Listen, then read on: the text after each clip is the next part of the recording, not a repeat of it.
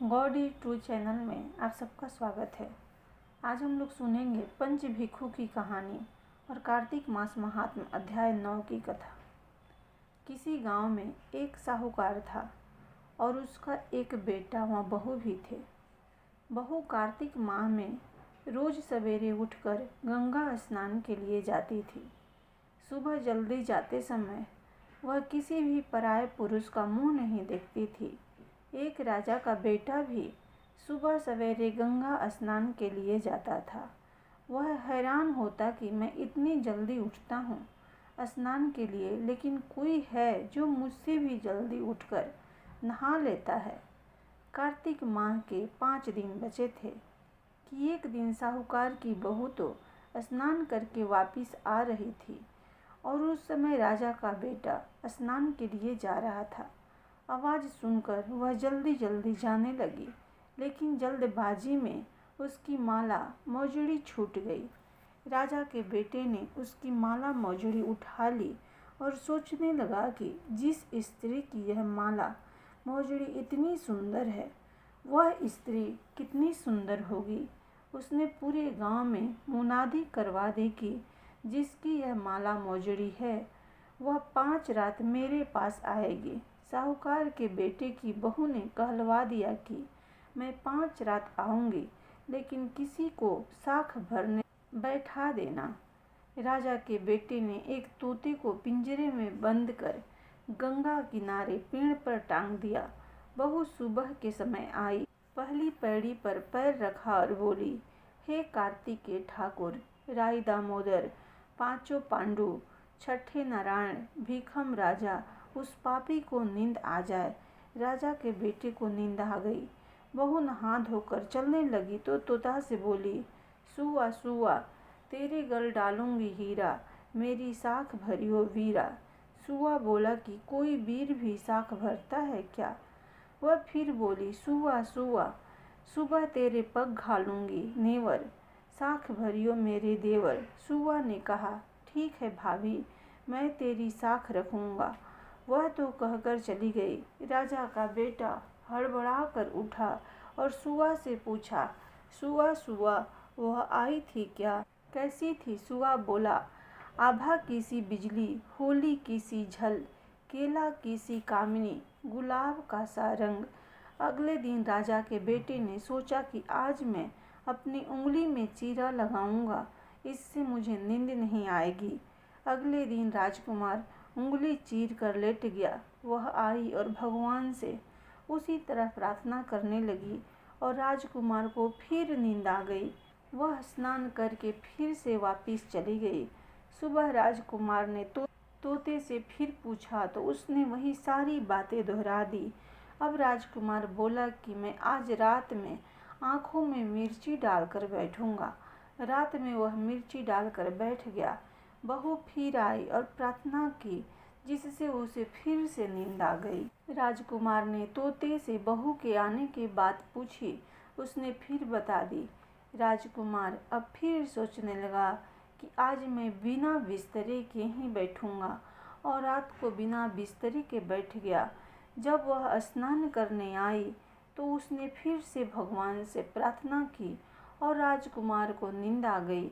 जब वह नहाकर जाने लगी, आंख बंद करके चली गई। राजकुमार जब उठा तो वह जा चुकी थी। राजकुमार फिर सोच में पड़ गया और सोचने लगा कि आज मैं अंगीठी जलाकर बैठूंगा, जिससे नींद नहीं आएगी। फिर वह रात को अंगीठी रख कर बैठ गया। साहूकार की बहू आई और वह भगवान से प्रार्थना करने लगी कि आपने 4 रातें तो निकाल दी, अब यह रात को निकाल दो। भगवान ने उसकी बात रख ली और राजकुमार को नींद आ गई। जब वह नहाकर जाने लगी तो तोते से बोली कि इस पापी को कह देना कि 5 रातें पूरी हो चुकी है, वह मेरे मोतियों की माला मेरे घर भिजवा दे। सुबह राजकुमार की आँख खोली तो उसने तोते से पूछा कि क्या वह आई थी? तो तोते ने कहा, हाँ, वह आई थी और उसने अपनी माला मंगवाई है। यह सुनकर राजकुमार सोचने लगा कि वह तो सच्ची थी, तभी तो भगवान ने भी उसका सत्य रखा। कुछ समय के बाद राजकुमार को कोढ़ हो गया। राजा ने ब्राह्मण को बुलाकर पूछा कि मेरे बेटे का शरीर क्यों जल रहा है। ब्राह्मण ने विस्तार से सारी बात राजा को बताई कि इसने क्या किया था। ब्राह्मण ने कहा कि इसने पतिव्रता स्त्री पर बुरी नज़र डाली, इसलिए यह इस रोग से पीड़ित हुआ है। राजा ने इसके ठीक होने का उपाय पूछा तो ब्राह्मण ने कहा कि यह उस साहूकार की बहू को धर्म की बहन बनाए और रोज उसके नहाए हुए जल से यह स्नान करे, तब यह ठीक हो सकता है। राजा साहूकार की बहू की माला लेकर साहूकार के घर गया और बोला कि यह माला आपकी पुत्रवधू की है, इसे लें और आपकी बहू के नहाए हुए जल से मेरे बेटे को नहला दें। साहूकार बोला कि वह तो किसी पराये पुरुष का मुंह तक नहीं देखती, आप उसे इस नाली पर बिठा दीजिए। जब वह ऊपर नहाएगी तब नीचे इस नाली के पानी से आपका पुत्र नहा लेगा। राजकुमार ने ऐसा ही किया और कुछ समय बाद उसका शरीर चंदन सा हो गया। हे पंच भिक्षु देवता, जैसे आपने साहूकार की पुत्रवधू का सत रखा, वैसे ही सभी का सत रखना। पंच भिक्षु गीत। नो नहाई पहाड़वा नहाई, पांच रतन पंच तीरथ जी। पांच रतन पंच तीरथ, पंच भीखम नहाई जी। एक टका मेरी गांठ में, सुनियो रघुराई जी। आधे कालाई आंवला, आधे की लाई राई जी। राई दामोदर सांवला, जिसने सृष्टि रचाई जी। राजा के घर उतरी, पुतरी बन आई जी। राजा लाया ब्याह के, रानी बन आई जी। चार चक्कर चार मकर, चार दिए की लोई, मैं तुझसे पूछूं श्री किशन कि कब निस्तारा होए। राजा पृथु ने कहा, हे मुनि श्रेष्ठ नारद जी, आपने कार्तिक माह के व्रत में जो तुलसी की जड़ में भगवान विष्णु का निवास बताकर उस स्थान की मिट्टी की पूजा करना बतलाया है, अतः मैं श्री तुलसी जी के महात्म्य को सुनना चाहता हूँ।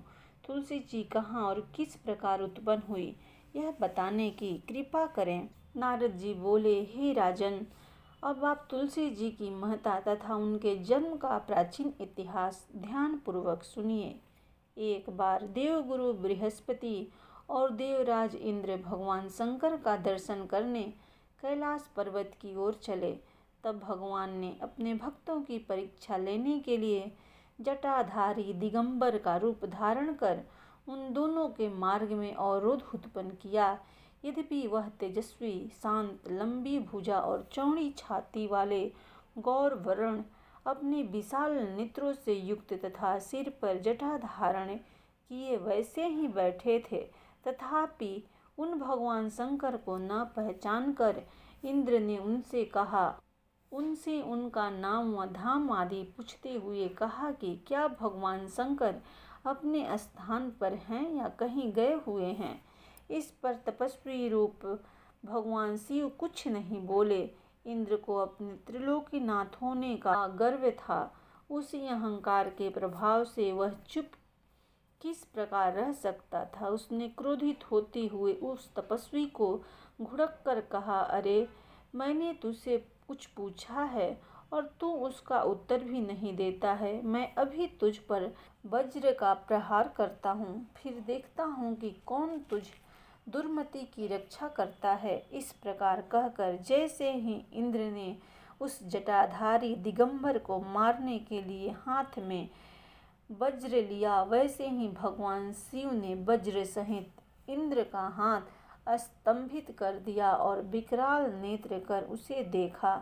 उस समय ऐसा प्रतीत हो रहा था कि वह दिगंबर प्रज्वलित हो उठा है और वह अपने तेज से जला देगा। भुजाएं स्तंभित होने के कारण इंद्र दुखित होने के साथ साथ अत्यंत कुपित भी हो गया, परंतु उस जटाधारी दिगंबर को प्रज्वलित देखकर बृहस्पति जी ने उन्हें भगवान शंकर जानकर प्रणाम किया और दंडवत होकर उनकी स्तुति करने लगे। बृहस्पति भगवान शंकर से कहने लगे, हे दीनानाथ, हे महादेव, आप अपने क्रोध को शांत कर लीजिए और इंद्र के इस अपराध को क्षमा कीजिए। बृहस्पति के यह वचन सुनकर भगवान शंकर ने गंभीर वाणी में कहा, मैं अपने नेत्रों से निकले हुए क्रोध को किस प्रकार रोकूं? तब बृहस्पति ने कहा, भगवान, आप अपना भक्त वत्सल नाम सार्थक करते हुए अपने भक्तों पर दया कीजिए। आप अपने इस तेज को अन्यत्र स्थापित कीजिए और इंद्र का उद्धार कीजिए। तब भगवान शंकर गुरु बृहस्पति से बोले, मैं तुम्हारी स्तुति से अत्यंत प्रसन्न हूँ। तुमने इंद्र को जीवन दान दिलवाया है। मुझे विश्वास है कि मेरे नेत्रों की अग्नि अब इंद्र को पीड़ित नहीं करेगी। बृहस्पति से इस प्रकार कहकर भगवान शिव ने अपने मस्तक के निकले हुए अग्नि में तेज को अपने हाथों में ले लिया और फिर उसे क्षीर सागर में डाल दिया। तत्पश्चात भगवान शंकर अंतर्ध्यान हो गए। इस प्रकार जिसको जो जानने की कामना थी उसे जानकर इंद्र तथा बृहस्पति अपने अपने स्थान को चले गए। इस प्रकार कार्तिक मास महात्म का यह 9वां अध्याय संपूर्ण हुआ। प्रेम से बोलो भगवान विष्णु की जय।